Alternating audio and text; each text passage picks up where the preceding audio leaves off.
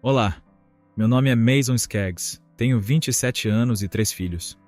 Fui um adorador de Satanás viciado em substâncias ilícitas, sempre com a bandeira do orgulho erguida, e vivi na escuridão durante 21 anos da minha vida. Comecei minha vida em uma seita que inicialmente pregava o Evangelho e era centrada em Cristo, mas com o tempo se desvirtuou, tornando-se manipuladora. A liderança era opressiva, isolando-nos do resto do mundo, e acreditando que eram os únicos cristãos salvos, o que definitivamente não é uma boa maneira de proceder.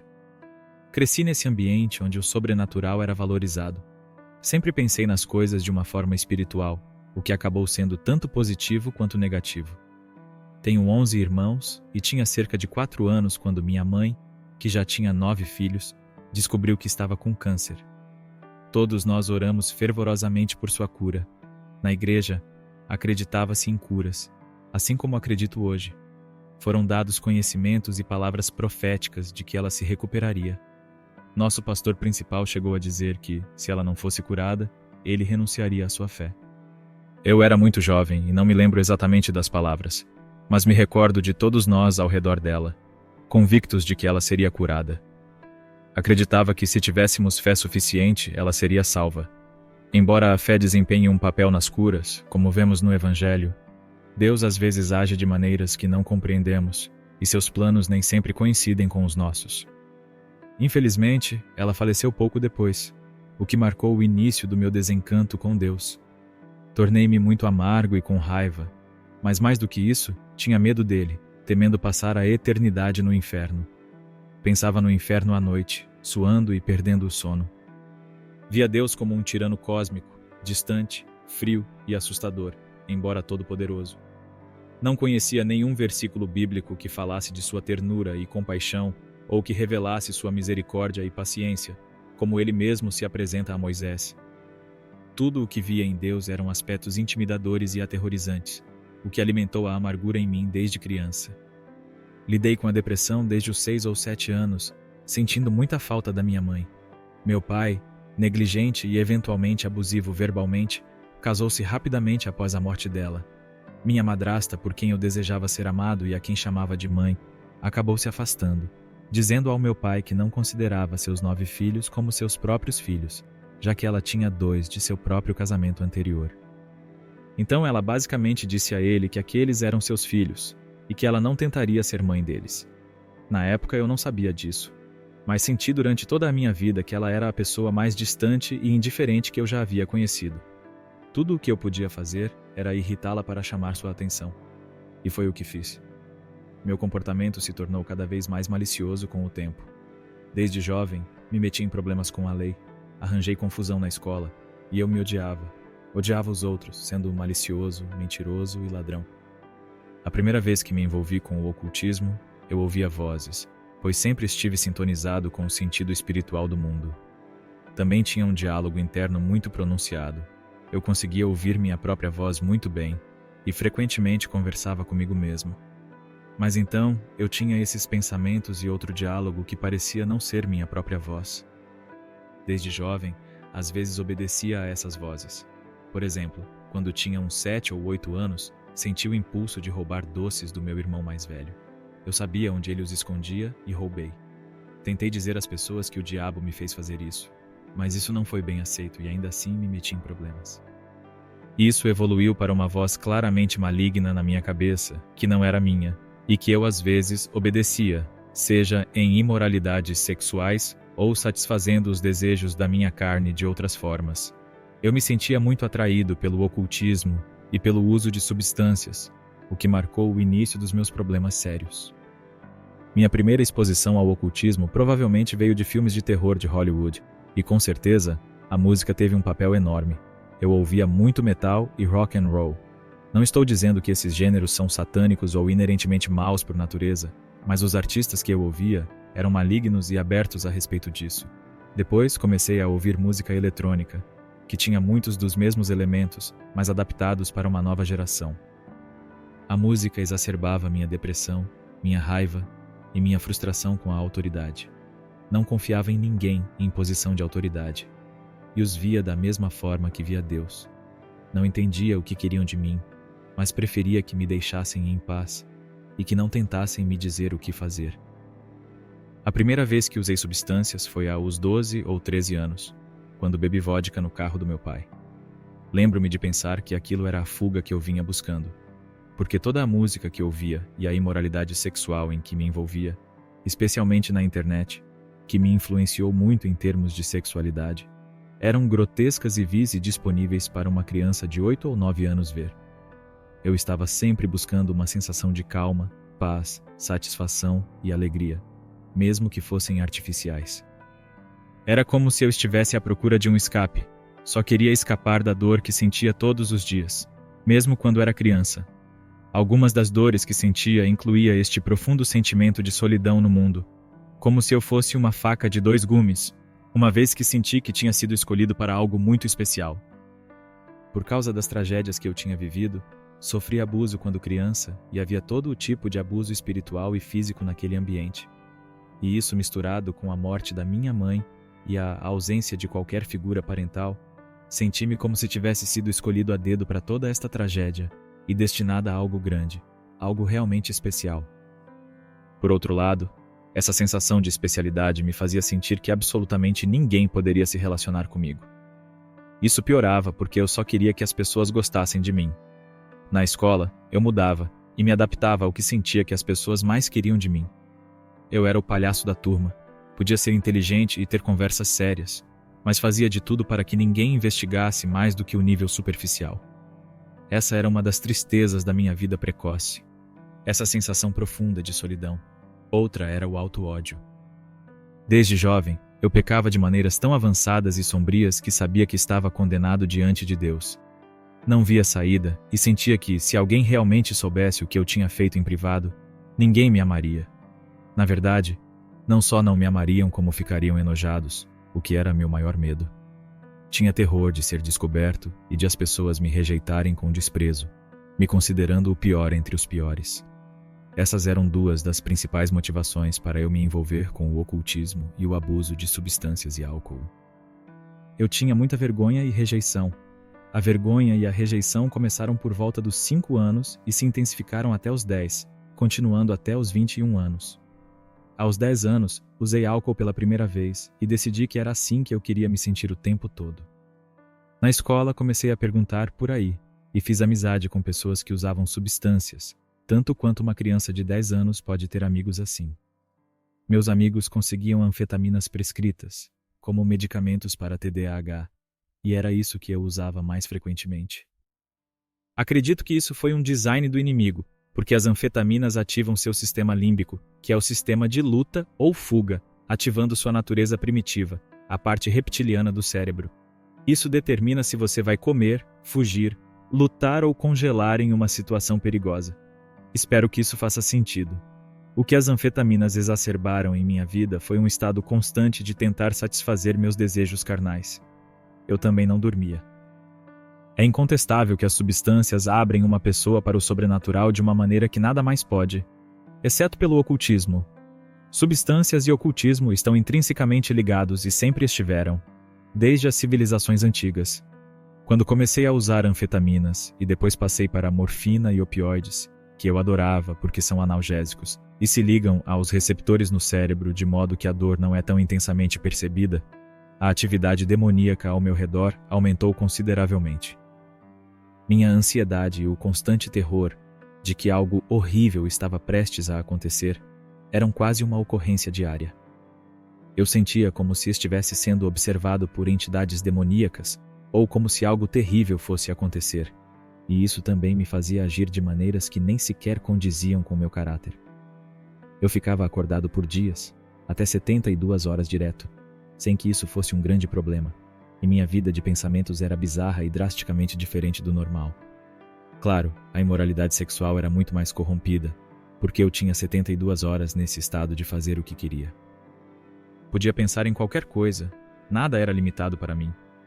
Isso, claro, me levou a envolver-me com conteúdo impróprio homossexual e outras perversões inomináveis da mente. O demônio não apenas alimentava isso, como também se aproveitava. Isso é algo sobre o ocultismo que todos deveriam reconhecer. C.S. Lewis falou sobre a sedução do ocultismo. Parece misterioso e intrigante, E há um certo poder ali que é excitante, como brincar com uma tábua Ouija, ter suas cartas lidas ou visitar um adivinho. Há uma sedução nisso, e uma vez que você cai nessa sedução, surgem as acusações e a vergonha, e isso se acumula e cria um ciclo vicioso. Eu definitivamente vivenciei isso. Eu fazia sigilos nas minhas paredes e em papéis de escola enquanto rabiscava, desenhando símbolos de pentagramas e outros símbolos ocultos quase que instintivamente. Eu estava fascinado pelo ocultismo. Então, digamos que eu tinha 15 anos nessa época. Tudo isso ainda estava se acumulando. Eu tive minhas primeiras namoradas e minhas primeiras interações ao vivo com pessoas, e já tinha construído locais fortes em minha vida para os demônios se esconderem por meio dessas práticas. A Bíblia diz que o pecado sexual é diferente de outros pecados porque você peca contra o próprio corpo, o que o coloca em uma categoria diferente. Além disso, o ocultismo também é destacado como algo grave. No Antigo Testamento, não se tolerava sequer a vida de uma bruxa, mas no Novo Testamento, quando o Evangelho alcançava uma cultura, eles queimavam seus livros de ocultismo e magia, conforme relatos do Novo Testamento. Aos 15 e 16 anos, comecei a me envolver em práticas sobrenaturais obscuras como magia de sangue e automutilação, além de outras formas do que é chamado de telema, uma prática cunhada por um homem verdadeiramente maligno. Eu tentava ganhar poder no mundo e controlar minha vida, buscando prazer, alegria e, principalmente, significado. Eu queria ser músico ou estrela de cinema, pensando que isso me daria a significância e a afirmação que minha alma precisava. Então, fui para uma reabilitação depois de me meter em problemas com a lei várias vezes durante o ensino fundamental e médio. Eu era mandado para a casa da escola várias vezes por estar chapado ou por ter substâncias na minha mochila, o que é um crime grave, especialmente se houvesse intenção de distribuição, o que adicionava uma acusação extra. Passei um tempo no centro de detenção juvenil. Meu pai decidiu que era hora de eu ir para a reabilitação. Na primeira vez que fui, eles nos faziam praticar yoga e várias práticas da nova era, como manifestação, que é chamar coisas à existência por vontade própria, não alinhando sua vontade com a de Deus ou orando, mas desejando intensamente o que você mais quer no coração. Como não crente, meu coração era enganoso e perverso acima de tudo, ainda não regenerado e obscurecido. A Bíblia diz que os não crentes eram trevas, mas agora são luz no Senhor. Eu era trevas até o âmago, e o que eu mais queria eram coisas que não eram boas para mim, como ser celebridade, rico e famoso, ter todas as garotas e toda a afirmação das pessoas. Manifestação é quando você realmente visualiza essas coisas e tenta imaginá-las de forma cristalina em sua mente. E então você fala para o universo o que quer, e isso se manifesta em sua vida. Grandes defensores dessa prática são Oprah Winfrey e Jim Carrey, por exemplo. Eles nos fizeram assistir ao filme O Segredo e depois praticar o controle das coisas com nossa mente. O que é loucura olhando para trás, ensinando isso a jovens de 15 e 16 anos para tentar ajudá-los a ficar sóbrios. Mas eu realmente me aprofundei porque já havia pensado em todas essas coisas e praticado uma forma de bruxaria desde os meus primeiros dias. Então isso se tornou uma prática diária na qual eu usava afirmações positivas. Como cristãos, precisamos definitivamente substituir as mentiras pela verdade das Escrituras em seu contexto apropriado e aplicá-las a nós mesmos. Por exemplo, se estou me sentindo um perdedor, envergonhado ou derrotado, eu me afirmo dizendo que sou mais que vencedor, uma nova criação em Cristo Jesus, sem condenação em Cristo. No entanto, isso era algo diferente, como eu sou belo, sou capaz, sou sábio, sou glorioso, coisas que, como um não crente, simplesmente não eram verdadeiras. Eu estava condenado diante de Deus, não era glorioso nem sábio. Não conhecia Jesus, que é chamado na Escritura de fonte de toda sabedoria. Eu estava realmente repetindo mentiras para mim mesmo e fazia isso todos os dias, várias vezes ao dia. Começava o dia assim, criando um mundo imaginário e vivendo em uma terra de fantasia, porque era isso que me ensinaram ser eficaz. E isso é bruxaria em si mesma. Usar a vontade de uma pessoa, o desejo não contido, talvez não completamente desenfreado como na magia negra, que tenta prejudicar as pessoas. Mas toda magia é demoníaca. O ponto de partida para mim, mergulhar totalmente na magia, foi aprender essas práticas da nova era, pois a magia é um ritual atrelado aos desejos do praticante. Se quero saúde, riqueza ou um relacionamento, eu definiria aqui a invocação, o que dizer, o encanto, as ervas ou qualquer tipo de magia que estivesse praticando. Então, você mantém a intenção no coração e a projeta para essas entidades ou para quem quer que esteja chamando para ajudar, seja a Terra ou o Universo. Você pode ver os paralelos entre manifestação, práticas da nova era e bruxaria. Daí, eu mergulhei na bruxaria. Sou músico e ainda toco música para a nossa igreja. Sou diretor de adoração musical em uma igreja chamada Amos, em Kansas City, Missouri, e amo o que faço. Desde os 15 anos, quando comecei a cantar mais e formei uma banda, os músicos que eu idolatrava e realmente admirava amavam o ocultismo e a escuridão, e atribuíam à sua escuridão o crédito pelo sucesso, como Robert Johnson ou Led Zeppelin, que faziam referências abertas a Satanás, ao ocultismo ou práticas mágicas, e até acreditavam essas entidades pelo seu sucesso. Eu pensava, já estou indo para o inferno por tudo que fiz, não há saída. Sei o suficiente sobre Deus para saber que Ele julga os pecadores. E eu sou um grande pecador, então Ele vai me julgar. Então, por que não aproveitar tudo que posso deste mundo enquanto estou aqui? Esse é um grande erro. Não cave mais fundo só porque você está em um buraco. Volte-se para Jesus, e Ele te curará e salvará, mas eu não confiava nele. Frequentemente sentia o Espírito Santo me convencer do meu pecado quando praticava magia ritual. Sentia uma voz dentro de mim dizendo que isso era errado, maléfico, e que não me levaria ao florescimento ou ao que eu buscava. No entanto, eu ignorava essa voz porque me acostumei a reprimi-la quando usava substâncias. Por exemplo, quando ia comprar e algo dava errado, uma vez fui sequestrado, outras vezes fui roubado ou espancado em negócios de vendas mal-sucedidas, essa voz, que agora reconheço como sendo do Espírito Santo, emergia com clareza, dizendo que eu não precisava continuar fugindo da dor e da tristeza. Eu quero te tocar, te curar, te ajudar.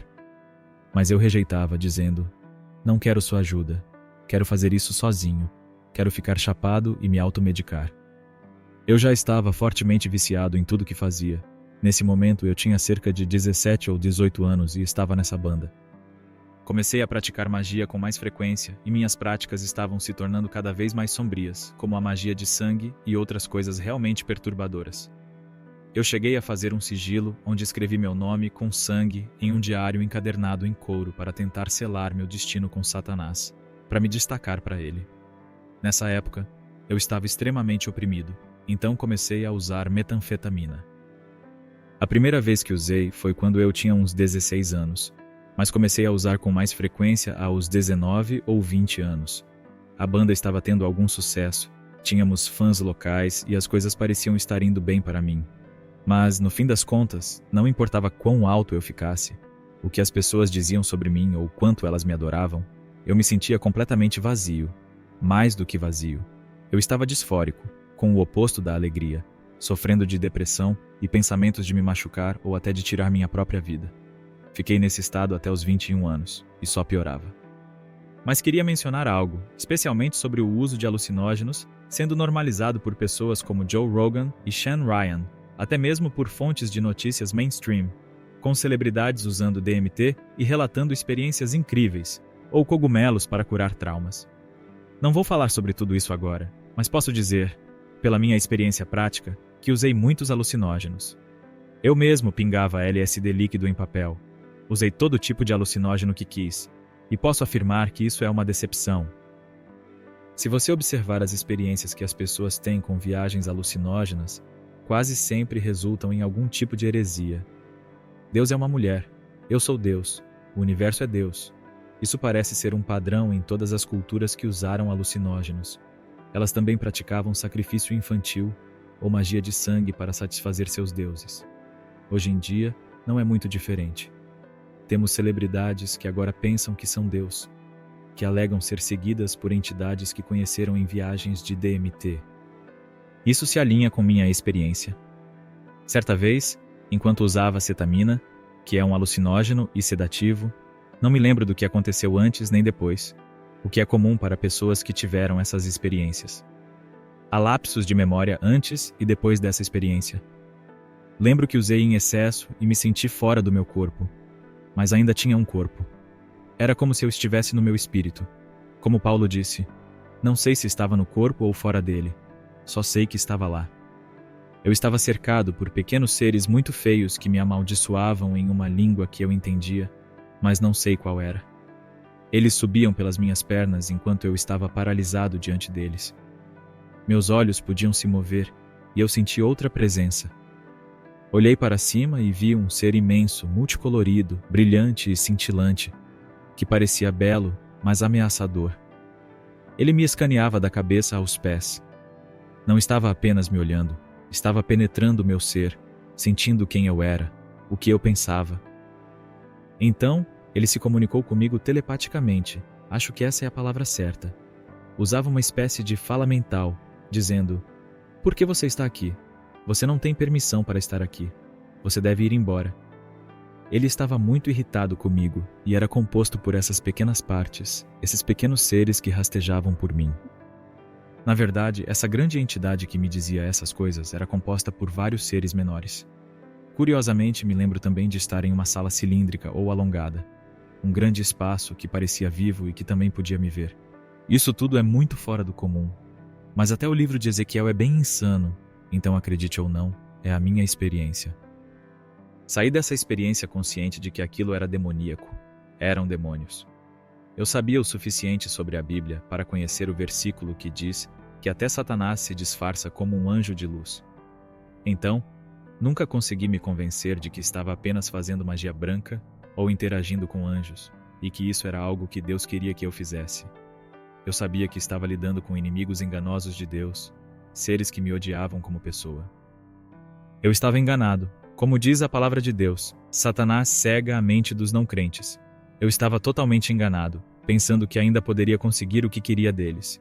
Eu iria para o inferno mais tarde, mas ainda poderia conseguir o que queria deles e de alguma forma enganar o sistema para sair por cima. Esse é um engano comum. Conversei com outras pessoas que queriam ser estrelas, celebridades, e pensavam que poderiam de alguma forma enganar o sistema e conseguir o que queriam. No entanto, eu não consegui o que queria, e esses seres, aquele mesmo sentimento de terror e paralisia que tive naquela experiência, aconteceu comigo quando estava sóbrio e até mesmo depois de me tornar cristão. Acordava à noite totalmente paralisado e sentindo essa presença pairando sobre mim ou me escaneando, um terror completo e sobrenatural que nunca senti na vida real. Isso é chamado de paralisia do sono. Esses seres extradimensionais, o que eu chamaria de demoníacos, entraram na minha vida através de todas essas portas que eu havia permitido que eles passassem. Eu tinha lhes dado o direito legal de entrar na minha vida. Eu tinha feito tarô, brincado com tábuas Ouija, feito rituais de magia de sangue, esperando ser possuído, esperando que algum tipo de entidade poderosa entrasse em mim e me tornasse extremamente inclinado à música ou extraordinariamente qualquer coisa, esperando que eu ganhasse algum tipo de poder através disso. Eles certamente aceitaram o convite, mas não da maneira que eu queria. O que experimentei do demoníaco, desde os 18 até os 21 anos, especialmente, foram ataques diários de puro horror. Eu tinha pensamentos tão mórbidos e violentos que sabia que não os tinha criado. Esses pensamentos ocorriam todos os dias. Tinha sonhos tão vívidos que mal podia diferenciá-los da realidade. Tive episódios de paralisia do sono em que acordava e o quarto estava vermelho sangue, com sombras escuras ao meu redor. Tinha momentos que pareciam durar uma eternidade nos sonhos. Quando me ouço falando isso em voz alta, parece tão desequilibrado, mas sim, essa espécie de opressão e até o que o mundo poderia chamar de possessão, eu tinha essa voz dentro de mim que zombava, era malévola e me odiava, ridicularizando tudo o que eu fazia e me dizendo para me machucar. Frequentemente eu obedecia a essa voz. Ainda assim, em meio a esse tempo, o Espírito Santo conseguia romper o ruído e me oferecer ajuda. Eu recusava o Espírito Santo, mas havia momentos em que eu estava deitado na minha cama, quase todas as noites, oprimido por culpa, condenação e vergonha. Eu clamava a Deus de maneira egoísta e não realmente sincera, não honestamente. Eu pedia a Deus para me ajudar, para me fazer rico e famoso e tirar minha dor. Sim, é quase como essa batalha interna em que você quer o pecado, mas também quer Deus. E é aí que Deus diz que precisa de mim por inteiro, mas eu ainda não estava pronto. Isso é uma explicação perfeita. Eu queria que Ele me encontrasse nos meus termos, que se encaixasse no molde do que eu queria que Deus fosse. Mas Deus não vai ser um ídolo para mim. Ele não simplesmente me dá o que quero. Ele não é uma máquina de vendas. Ele queria todo o meu ser. E eu estava disposto a dar a ele todas as partes dolorosas que queria me livrar. Mas não estava disposto a parar de usar substâncias ou de me envolver em imoralidade sexual. Esse foi um processo que aconteceu mais tarde, com a ajuda dele. Para avançar um pouco, eu tinha ido para a reabilitação 3 vezes, além de tratamento ambulatorial, e meio que enganei meu caminho durante isso. O primeiro ponto de ruptura foi quando eu estava praticando magia ritual intensa, e estava oprimido em um nível que nunca tinha sido antes. Senti um terror horrível o tempo todo e como se a escuridão estivesse ao meu redor. Parecia que havia múltiplos seres habitando e cercando-me ao mesmo tempo, todos me odiando e me fazendo fazer coisas, ou manipulando aqueles ao meu redor. Minha vida estava incontrolável. Eu tinha ficado acordado por 3 dias usando substâncias. Lembro-me de pensar que precisava comer porque estava enlouquecendo e não tinha dormido. Então, deveria comer algo para tentar ser uma pessoa normal.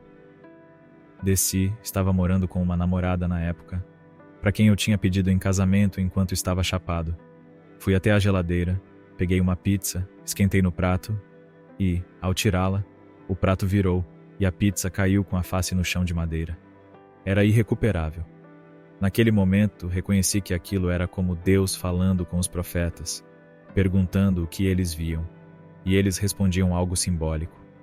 Foi como se Deus estivesse falando comigo através do mundo material, cortando-me profundamente. Deixei a pizza cair e percebi que aquilo era eu. Eu me sentia totalmente irrecuperável, completamente irredimível. Eu não conseguia nem comer, não era nem uma pessoa naquele momento. Era apenas uma sombra de uma pessoa. Aquilo partiu meu coração, e eu fiquei esmagado sob o peso dos meus pecados e das pessoas que eu tinha machucado, sabendo que nunca poderia compensar. Tive um colapso nervoso. Não conseguia reunir meus pensamentos. Era realmente um perigo para mim mesmo. A irmã da minha namorada me levou ao hospital, onde passei alguns dias desintoxicando, e depois fui morar com minha irmã. Deus a abençoe. Nenhum dos meus irmãos é crente, infelizmente, exceto meu irmão mais novo.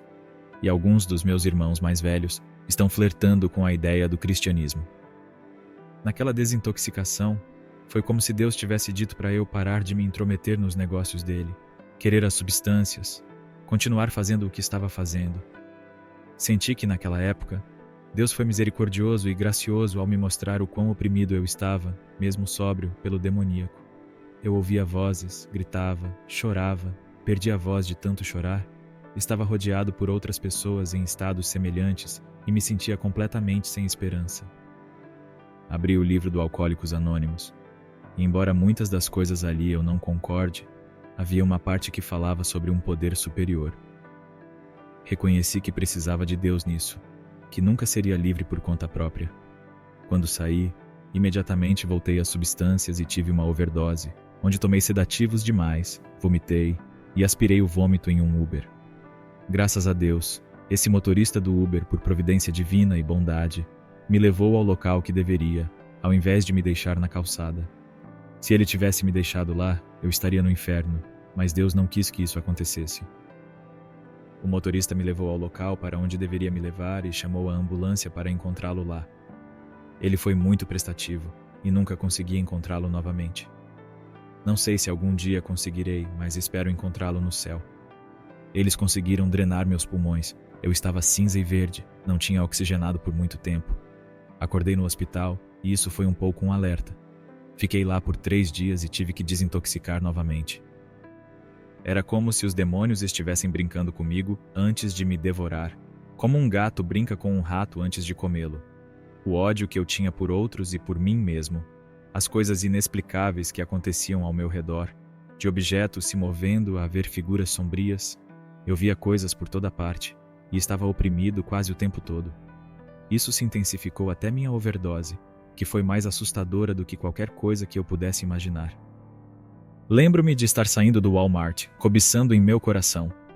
Entrei no carro, fiz uma pergunta ao motorista do Uber e mordi uma barra de Snickers. Eu estava muito chapado, entregue aos desejos da minha carne, e foi essa mordida que me fez engasgar e vomitar. Nem me lembro de engasgar, Apaguei de repente, sem tempo para nada. Em outras overdoses eu suava, sentia algo acontecer e tinha tempo de dizer: "Oh, Jesus, me salve, me perdoe por tudo." Mas depois de sobreviver eu pensava: não era bem isso que eu queria, vou voltar a usar substâncias. Desta vez foi diferente. Foi como Jesus diz que sua vinda será como um ladrão na noite. Está destinado a morrer uma vez, e depois vem o julgamento. E eu fui catapultado para a eternidade sem aviso prévio. Não me lembro de nada, exceto que estava frio, estava escuro, não estava consciente durante esse tempo. Meu cérebro simplesmente desligou. Quando voltei, foi surreal. Inicialmente pensei que estava em uma nave alienígena porque estava amarrado a uma mesa e havia seres trabalhando ao meu redor. Não conseguia discernir o que era real do que não era, e isso pode indicar que eu estava atravessando o véu para esta realidade novamente. Mas eu ignorei, não levei nada disso a sério. Só queria sair do hospital para usar novamente e voltar para minha banda. Sim, eu tive uma experiência de quase morte que foi super anticlimática, mas eu já tinha visto o outro reino tantas vezes, e tinha visto os demônios, tinha tido esses momentos de tormento eterno. Eu sabia o suficiente sobre Deus para saber que Ele não brinca. Às vezes, Ele simplesmente leva as pessoas, e é isso. Deus já tinha me mostrado o suficiente. Quase que eu multipliquei minha escuridão, pois me sentia irremediavelmente danificado e como se, não importasse o que eu fizesse, eu não pudesse me libertar do vício, das inclinações perversas e das maneiras pelas quais estava preso. Então, simplesmente dobrei a aposta. No dia em que saí do hospital, já estava usando substâncias e tentando conseguir mais. Meu pai, que nesse ponto estava salvo e cheio do Espírito Santo, me deu um ultimato. Ele disse: "Vou pagar para você ir para uma reabilitação fora do estado. Acho que você deveria ir. Isso é a última coisa que posso fazer por você. Não sabemos mais como ajudar." Aceitei a oferta do meu pai porque senti que precisava e acabei em uma reabilitação pentecostal, um centro de reabilitação baseado na fé chamado Desafio Jovem Adulto e Adolescente. Quando cheguei lá, eles me ungiram com óleo e eu odiava todos eles. Estava consumido por uma raiva intensa contra eles. Eles falavam em línguas e impunham as mãos sobre mim. Eu estava familiarizado o suficiente com os dons para não ficar chocado, mas sentia uma raiva sobrenatural surgindo, procurando janelas para pular ou armas para usar. Foi apenas pela pura graça de Deus e sua bondade que consegui passar 3 meses naquele rehab. Eu ainda tinha essas mesmas experiências, os seres ainda falavam comigo. Eu era forçado a ler a Bíblia, então eu lia como se fosse um livro didático, respondendo às perguntas que eles queriam que eu respondesse, tentando passar por isso. Mas havia momentos de doçura divina, onde eu lia um texto e pensava: não sei por que isso me tocou tanto, mas depois tinha que descartar isso porque ainda não queria me entregar a Deus. Houve uma vez em que estávamos em uma igreja, eu entrei e estávamos sentados na primeira fila, cerca de 20 homens, alguns recém-saídos da prisão e outros como eu, que tinha acabado de fazer 21 anos. Uma mulher se levantou e começou a profetizar. Ela sabia coisas que definitivamente não deveria saber, e o Senhor deu a ela palavras que me cortaram profundamente, como diz as Escrituras. Quando um incrédulo está presente e alguém profetiza, os segredos de seu coração são expostos e eles caem de rosto no chão dizendo: certamente Deus está neste lugar. Isso foi horrível para mim, porque percebi que ele realmente estava lá e eu teria que fazer algo a respeito. No entanto, esse não foi o momento em que me converti. O Espírito Santo estava trabalhando em mim e meu pai estava orando por mim. Ele até postou no Facebook quando eu estava no hospital e teve centenas de respostas. Ele disse às pessoas que precisava de orações, acordou no meio da noite com uma ligação dizendo que eu estava no hospital e soube, por revelação, que eu estava à beira da morte. Ele implorou a Deus pela minha vida, pedindo que me desse uma segunda chance. É incrível olhar para trás e ver como ele foi honesto com a comunidade online, dizendo que precisava de orações e não sabia o que fazer pelo filho dele, que estava perdido e que não queria mudar. Deixei a reabilitação depois de 3 meses, embora fosse um programa de 1 ano. Voltei imediatamente para as substâncias e para a banda em que estava, mas senti que algo estava diferente. Tudo parecia menos satisfatório do que antes. O Espírito Santo definitivamente estava me perseguindo. Ao longo da minha vida, pessoas compartilharam o Evangelho comigo, professores me levavam para conversar e orar por mim, Outros alunos expressavam preocupação e oravam por mim. Sempre dei de ombros, mas sabia que Deus estava atrás de mim. Depois dessa estadia na reabilitação, senti que havia uma decisão iminente a ser tomada e que, se eu o rejeitasse desta vez, talvez não tivesse outra chance. Nessa época, conheci uma mulher que estava namorando. Ela agora é minha esposa. Graças a Deus, ela se converteu pouco depois de mim e foi radicalmente transformada. Conheci essa mulher com quem estava conversando, e Deus começou a revelar realmente o quão sombrio era o meu pecado. Eu pensava que sabia, mas Ele me deu olhos para ver quão aprisionado e danificado eu realmente estava e o quanto eu tinha machucado outras pessoas, pesando tudo isso sobre mim. Ele é muito bom. O Espírito Santo veio para convencer o mundo a respeito da justiça, do pecado e do julgamento, e ele me convenceu sobre o pecado. Eu sabia que estava condenado diante de Deus. Se eu estivesse diante dele naquele momento, sabia no fundo do meu coração que ele me mandaria para o inferno e todo o céu aplaudiria, e eu diria que isso parecia justo. Sim, você está certo. Lá vou eu. Eu nunca discutiria com ele sobre isso. Ele estava constantemente me fazendo lembrar dos meus pecados, praticamente 24 horas por dia, 7 dias por semana. Tomei um pouco de interesse pela Bíblia, e a mulher que agora é minha esposa, mesmo vivendo em pecado comigo, percebia o quanto eu estava perturbado e atormentado. Eu contava a ela sobre meus sonhos e as coisas que eu tinha feito e visto, e ela compartilhava comigo escrituras ou sermões, não porque ela acreditava, mas algo nela, como se o Espírito Santo a estivesse guiando, sentia que eu realmente precisava disso. A melhor coisa que ela poderia fazer por mim era me direcionar para Deus. Ainda assim, eu não estava disposto a entregar minha vida a Cristo. Houve uma vez no trabalho, um dia normal, mas eu sentia mais vergonha, lembrando de todas as experiências em que machuquei pessoas, degradei a mim mesmo ou aos outros, desonrei ou roubei de pessoas. Eu estava esmagado de uma maneira que nunca tinha estado antes. Estava chorando em minha mesa. Todos já tinham ido embora, e eu estava lá, um poço de lágrimas com a cabeça entre as mãos. Eu tinha pesquisado online sobre como ser curado do vício, etc. Mas ainda era eu tentando me livrar dessa parte de mim, mas querendo manter tudo o que gostava sobre o pecado. Jesus disse que o mundo o odeia, porque ele testemunha que as obras dele são más. Era por isso que eu odiava Jesus. Eu não o queria porque ele me dizia que o que eu estava fazendo e o que eu era estavam errados. Então senti toda essa vergonha e condenação, mas era como um esmagamento santo. Naquele momento, senti a aproximação de um ser diferente, um ser santo, que silenciou todo o barulho em minha mente, todas as outras vozes, toda essa vergonha. Tudo se dispersou. Eu estava tomado pela santidade desse ser, sentindo um medo respeitoso, mas como o medo alegre que se sente numa montanha russa, só que muito mais intenso. Reconheci que este era o Deus do universo que se aproximava para me oferecer salvação. Sabia simultaneamente que era o Deus que me perseguia desde a minha juventude. Eu sabia que ele via tudo o que eu era, e ainda assim me amava, e que eu poderia ou me voltar para Jesus ou perecer no caminho. Ele seria meu pai, meu amigo, meu salvador, meu redentor, ou seria meu juiz no final. Tudo isso ficou muito claro para mim em um instante, em poucos minutos. Eu estava esmagado, e Deus me deu um coração e olhos para ver minha própria corrupção, que eu não poderia me salvar. Nada que eu fizesse poderia me fazer merecer o favor dele. Então, ele estendeu os braços espiritualmente. Senti ele dizer: "Venha a mim, todos os que estão cansados e sobrecarregados." E naquele momento, eu simplesmente reconheci: Deus, você é o Senhor. Reconheço que você é o Deus do universo. Só você pode perdoar meus pecados. Eu vou te seguir, mas você tem que me mudar. Tem que me fazer novo. Eu nem conhecia as escrituras sobre ele fazer um novo coração ou me tornar uma nova criação. Mas eu estava como: só você pode me salvar deste buraco que eu cavei, e você tem que fazer todo o trabalho. Vou colaborar, farei o que puder, mas nós dois sabemos que isso não é algo que eu possa fazer sozinho.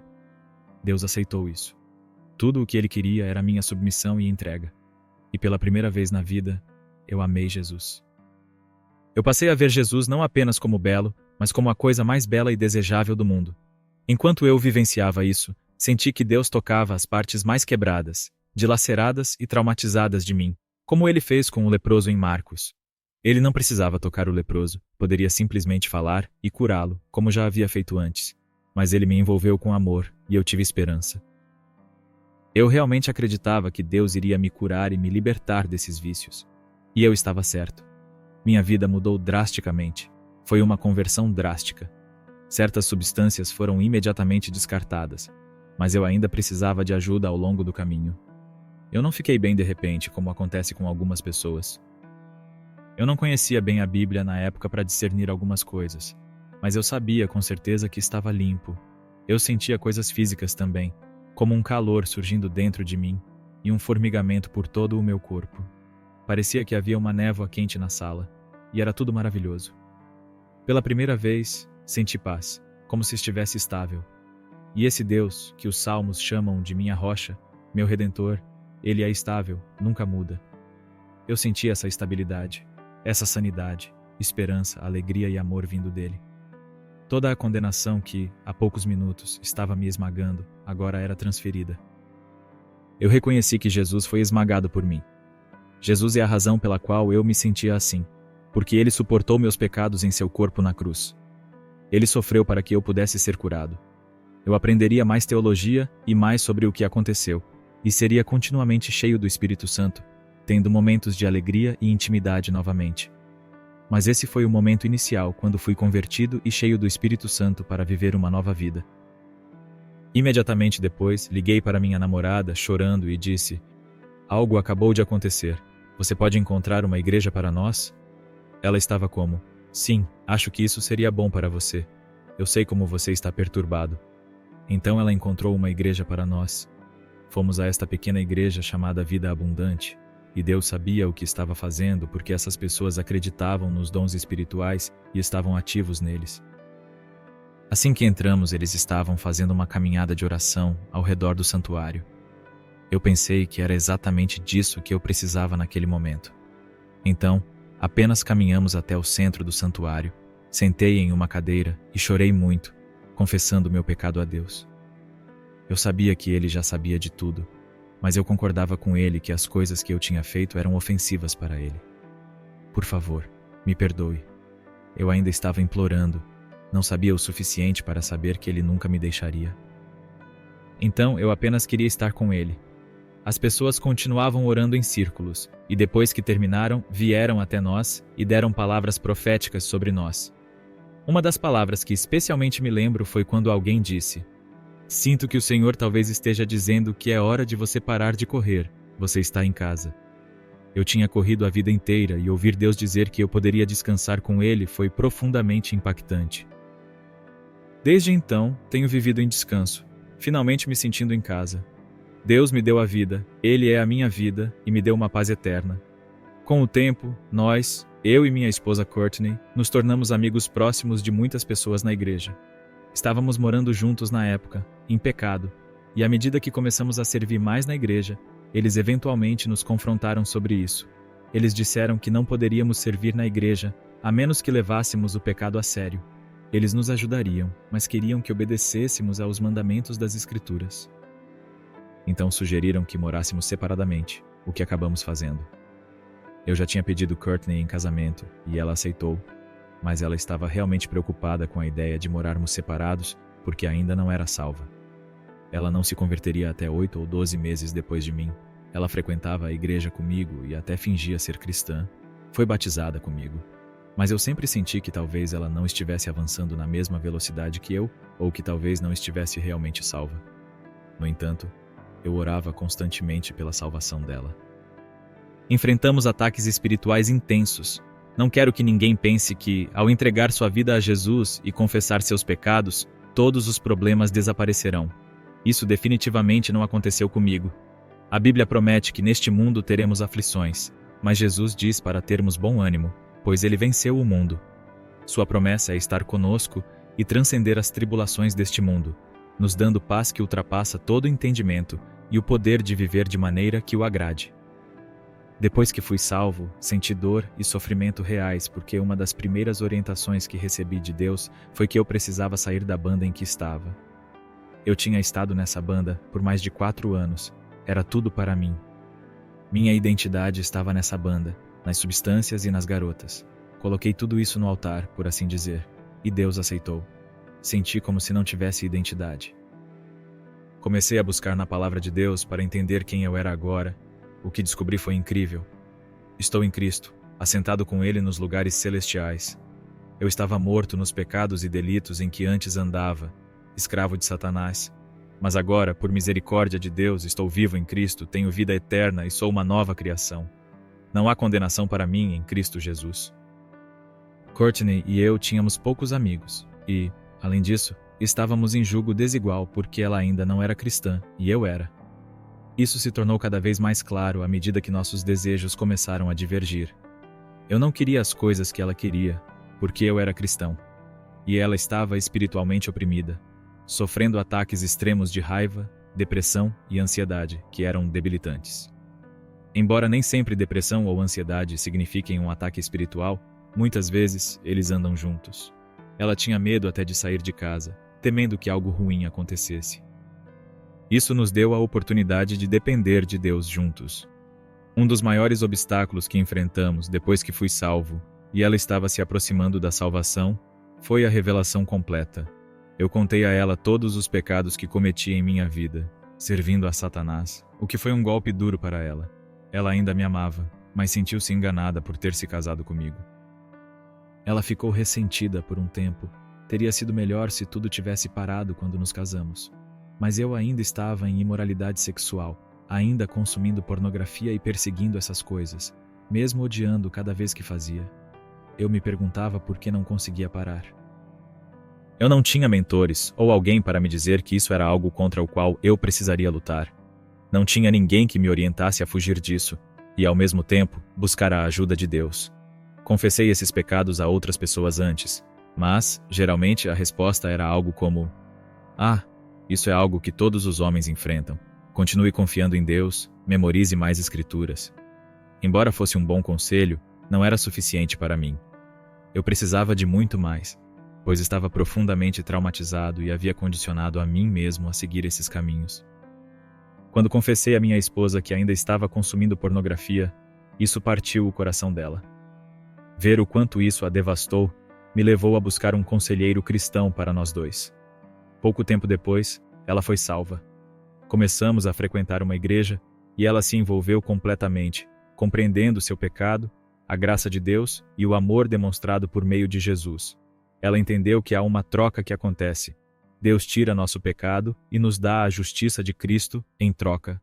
Não somos apenas perdoados, mas recebemos a justiça de Cristo. Isso se tornou uma realidade para ela. No 6º mês do nosso casamento, começamos a buscar cura em nossa relação. Fomos para a terapia de casal e eu procurei ajuda entre os homens da congregação, confessando meus pecados rigorosamente. Sempre que algo acontecia, ou até mesmo quando tinha pensamentos impróprios, eu confessava. Eu sabia que precisava andar na luz, tanto pelo bem do meu casamento quanto pelo meu relacionamento com Deus.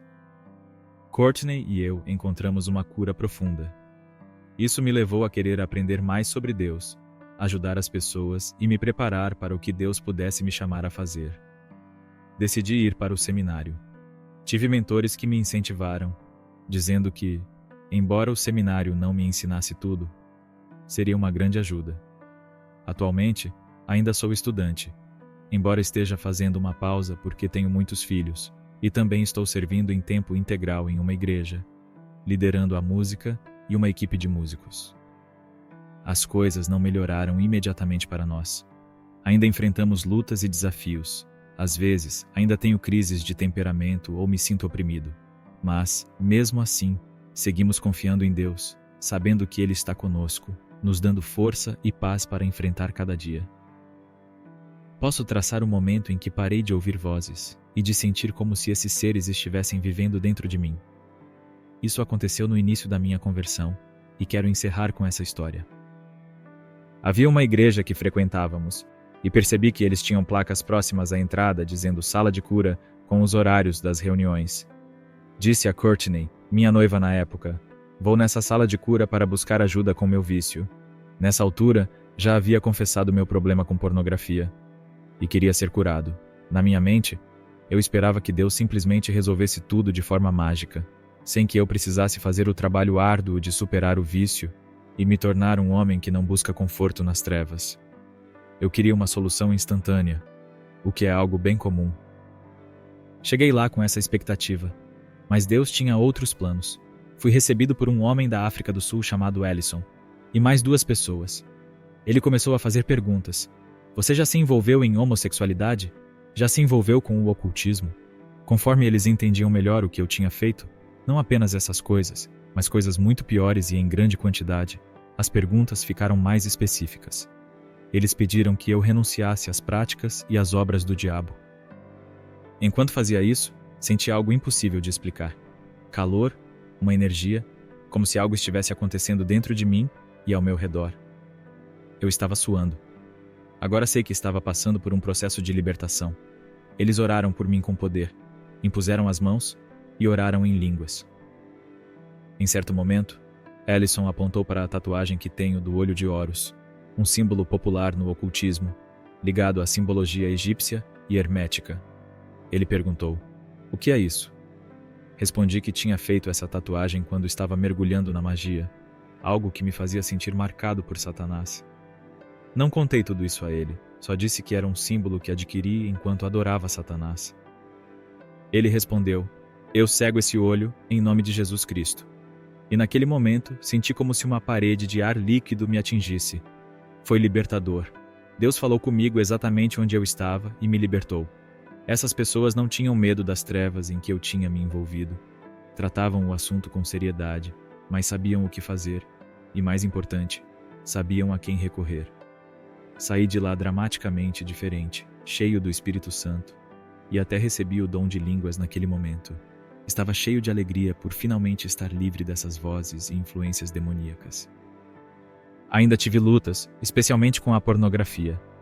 Deus deixou claro que queria me santificar pela sua palavra, como Jesus orou na última ceia. Santifica-os pela verdade. A tua palavra é a verdade. Ele queria que eu superasse esse problema com crescimento, não com uma solução instantânea. Isso às vezes acontece. Deus pode fazer. Mas seu plano para mim era diferente. E sou grato por isso. Eu valorizo mais a liberdade que ele me deu. E isso me permite ajudar outras pessoas a navegar por esse processo com orientações práticas. Como disse o Dr. Ted Roberts, que aconselhou milhares de homens em sua carreira, apenas entre 2 e 8% dos homens que lutam contra o vício em pornografia ou sexo foram libertos de forma milagrosa. Isso significa que sim, milagres acontecem, mas para a maioria o processo é mais longo e Deus faz um trabalho profundo no coração. Minha história é uma prova de que os desejos da carne nunca são satisfeitos. A verdadeira completude está em Jesus. Essa é a maior lição que espero que minha história transmita. Agradeço pela oportunidade de compartilhar, pela transparência e por abordar também os contratempos, porque eles mostram que a vitória só é completa em Cristo. Jesus promete ser o pão da vida. Ele diz: "Eu sou o pão da vida. Quem vem a mim nunca terá fome, e quem crê em mim nunca terá sede." Todos nós nascemos com fome e sede, não apenas físicas, mas espirituais. Passamos a vida buscando conforto, significado e alegria em coisas como comida, relacionamentos, dinheiro, sexo ou poder. Nossa carne caída nos leva a procurar satisfação em tudo, menos em Deus. A Bíblia fala sobre isso em um dos profetas. Deus diz a Israel: "Vocês cometeram 2 pecados. Me abandonaram, a fonte de água viva, e cavaram para si cisternas rachadas que não retêm água." Isso resume a nossa história. Não importa o que buscamos, já sabemos que isso não nos satisfaz. Pense nas pessoas que idolatramos, aquelas que fizeram de suas carreiras, dinheiro ou fama suas vidas. Pense em Tom Brady, por exemplo, quando lhe perguntaram, após ganhar tantos Super Bowls, quantos anéis são suficientes? E ele respondeu: "O próximo." Pense em celebridades multimilionárias ou músicos que tinham a adoração do mundo inteiro, mas tiraram suas próprias vidas, muitas vezes por meio de substâncias. Isso nunca satisfaz. A Bíblia é clara. A cobiça dos olhos, a cobiça da carne e o orgulho da vida nunca são saciados. Nosso olhar nunca se cansa de ver, e nossa carne nunca se cansa de receber, até que recebamos de Jesus. Quando voltamos nossos olhos para Ele, vemos que ele se entregou por nós. Quando recebemos seu perdão e seu amor, compreendemos que fomos criados para não encontrar satisfação em mais nada, a não ser nele. Ele sabe exatamente quais vazios preencher e quais rachaduras reparar, e ele é o único que pode fazer isso. Ó Pai Celestial, Tu és misericordioso, gracioso, tardio em irar-se, e de maneira alguma inocentarás o culpado. Tu és santo, justo e farás justiça no fim. Adoramos-te por isso, porque Tu és um Deus de bondade. Pai, oro por todos que estão ouvindo, que sejam convencidos pelo Espírito Santo da Tua bondade. Tu és bom. Tu julgarás os culpados, mas não queres que ninguém pereça. Dizes isso muitas vezes. Não queres que as pessoas se afastem de Ti, que corram para longe ou se levantem contra Ti. Não queres que as pessoas passem fome, mas desejas alimentá-las. Queres ser o alimento espiritual delas. Pai, oro por todos que estão ouvindo, especialmente por aqueles que estão fora da Tua família. Atua em seus corações. Dá-lhes corações de carne em lugar de corações de pedra. Oro para que, mesmo agora, eles sintam o Teu toque, que ouçam Tua voz de maneiras que só Tu podes alcançar. Senhor, se há alguém que não Te conhece, mas deseja conhecer, Tu disseste: busquem e encontrarão, batam e a porta será aberta. Cremos, Deus, que qualquer um que clamar por Ti será ouvido. Oro para que neste momento essas pessoas possam fazer uma oração. Algo como: Deus, sou pecador, estou perdido, não consigo me salvar. Creio que Jesus Cristo morreu na cruz por mim. Peço que seja meu Senhor, meu Salvador, meu guia. Deus, dá-lhes as palavras certas, mas que sejam sinceras e entreguem suas vidas a Ti. Que sejam renovados, transformados, que experimentem o Teu poder em suas vidas. E Pai, guia-os a uma igreja local que exalte Cristo, que ame a Tua palavra e seja cheia do Teu Espírito. Que essa igreja os acolha e os ajude a crescer na fé. Tudo isso oramos em nome de Jesus. Deus, oro para que concedas a eles uma comunidade em Sua igreja, onde possam encontrar esperança e paz em Ti. Senhor, permita que vejam a sinceridade com que falo e que isso toque seus corações. Oro para que os convenças e os tragas à fé. Para aqueles que têm familiares descrentes ou que estão perdidos no vício, Senhor, dá-lhes esperança. Ajude-os a perseverar em oração. Meu pai terreno orou por mim desde antes do meu nascimento até os meus 21 anos, e ainda ora por mim. Deus, ajude-os a persistirem em oração, a se colocarem na brecha e a trazerem seus entes queridos diante de Ti. Pois, quando seus entes queridos não têm fé suficiente para se aproximar, que sejam levados pela intercessão daqueles que Te conhecem. Pai, ouça as orações deles e haja de forma milagrosa. Concede o novo nascimento, a regeneração, e enche seus entes queridos com o Espírito Santo. Fortaleça e encoraje aqueles que estão orando. Por fim, oro por todos que estão Te seguindo, mas ainda estão presos em pecados sexuais ou vícios. Deus, eles sabem exatamente do que estou falando, seja comida, relacionamentos, carreira, substâncias ou álcool. Tu, Espírito Santo, revelas a verdade.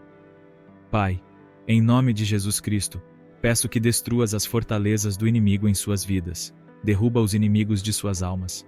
Deus, em Tua abundante misericórdia, volte-se para eles. Como diz o salmista Davi: meus inimigos são conhecidos por Ti. Tu conheces cada força demoníaca, cada inclinação da carne que luta contra suas almas. Destrua essas barreiras, Senhor. Concede-lhes a ajuda de que precisam, seja a ajuda profissional ou a ajuda da Tua igreja, dos Teus pastores. Dá-lhes coragem e ousadia para confessarem seus pecados a Ti e a outros, para que não permitam que essas coisas continuem na escuridão. Traga luz às suas almas e permita que sua liberdade seja um testemunho para outros que enfrentam as mesmas lutas. Senhor, oro para que libertes pessoas de suas cadeias como um fogo selvagem, que essa libertação se espalhe por nosso país, pela Igreja Ocidental e por todo o mundo. Que haja um avivamento de pureza. Em nome de Jesus Cristo. Amém.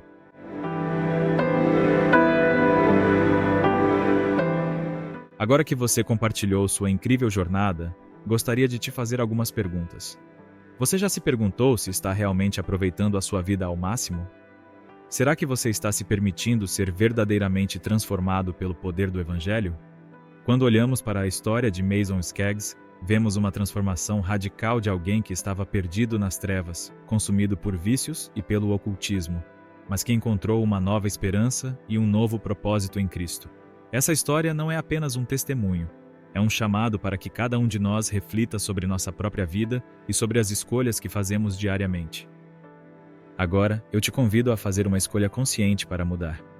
Não importa quão fundo você acha que caiu, a mão de Deus está estendida esperando para te puxar para fora das sombras e trazer a luz. Você está pronto para deixar Deus transformar sua vida como Ele transformou a de Mason? Eu te desafio a deixar um comentário compartilhando como essa história impactou você e o que você deseja mudar em sua vida. Inscreva-se no canal e ative as notificações para continuar aprendendo e se inspirando com histórias como essa, que podem não apenas mudar um dia, mas sim toda uma vida.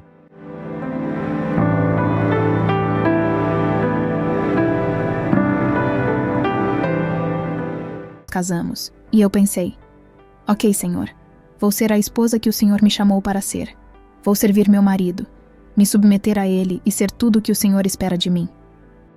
Fiquei casada por 4 anos, e durante todo esse tempo, experimentei a infidelidade, sendo traída repetidamente. Tudo o que ouvi foi que Deus odeia o divórcio. Então pensei: tudo bem, terei que fazer isso. Não posso continuar assim. Vou deixar que você me odeie, Deus. Conheci pessoas que seguiam a nova era, que acreditavam em chakras e diziam que você é seu próprio Deus. Pensei que talvez isso pudesse preencher o vazio que sentia. Então comecei a explorar essa nova crença. Eles me aconselharam a comprar livros e começamos a ter conversas telefônicas. Eles eram como os pastores dessa religião. No entanto, após praticar e ler os livros, continuava me sentindo vazia. Uma noite, algo me atingiu. Só pode ter sido o Espírito Santo. Simplesmente sentei no chão e disse: ok, Deus, estou pronta para você. Eu senti: eu estou aqui agora. Foi assim que ele me provou, mostrou sua presença, e eu percebi que, de fato, ele nunca tinha me abandonado. Ele provou para mim que estava lá o tempo todo. Se você se sentiu tocado por este testemunho e quer assistir esta história e mais histórias como esta, não deixe de se inscrever em nosso canal. Aqui, compartilhamos experiências poderosas que podem transformar vidas e fortalecer a fé. Clique no botão de inscrição, ative o sininho para receber notificações e junte-se à nossa comunidade de fé e esperança.